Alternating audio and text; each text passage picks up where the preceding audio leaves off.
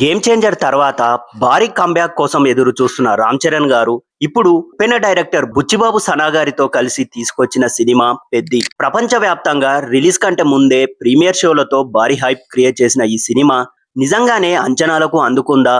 ఇప్పుడు తెలుసుకుందాం. 1980లో ఆంధ్రప్రదేశ్ గ్రామీణ నేపథ్యంలో తెరకెక్కిన పెద్ది సినిమా ఒక సాధారణ యువకుడు తన గ్రామం, తన ప్రజల గౌరవం కోసం ఎలా పోరాడుతాడనే కథ. ఈ సినిమాలో రామ్ చరణ్ గారు కనిపించిన విధానం మాత్రం నెక్స్ట్ లెవెల్ అనే చెప్పాలి.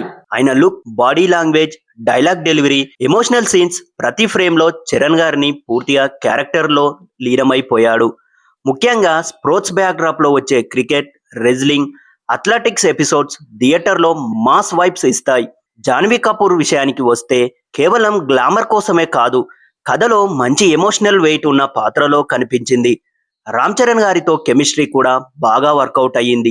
సినిమాలో మరో పెద్ద హైలైట్ శివరాజ్ కుమార్ గారు. ఆయన పాత్రకు మంచి డెప్త్ ఉంది. ఆయన ఎంట్రీ వచ్చిన ప్రతిసారి స్క్రీన్ మీద ఒక పవర్ఫుల్ ప్రెజెన్స్ కనిపిస్తుంది. జగపతి బాబు గారు, బోమన్ ఇరానీ, రవి కిషన్, సత్య వంటి నటులు కూడా తమ పాత్రలకు పూర్తి న్యాయం చేశారు. ఇక టెక్నికల్ గా చూస్తే ఈ సినిమా ఏఆర్ రెహమాన్ మ్యూజిక్ సినిమాకి పెద్ద ప్లేస్. బ్యాక్గ్రౌండ్ స్కోర్ కొన్ని సీన్స్ ని మరింత ఎలివేట్ చేసింది.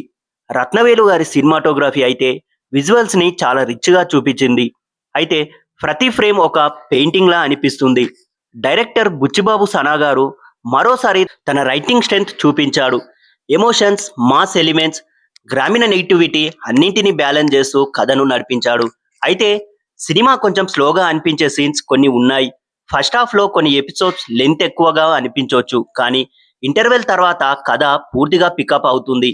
మొత్తానికి పెద్ది సినిమా రామ్ చరణ్ గారి కెరియర్ లో ఒక స్ట్రాంగ్ కంబ్యాక్ ఫిలిం అవుతుందనే ఫీలింగ్ ఇస్తుంది.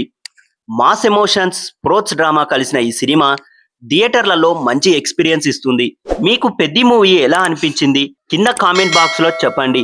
ఇలాంటి మూవీ రివ్యూల కోసం మా ఛానల్ ని సబ్స్క్రైబ్ చేసుకోండి.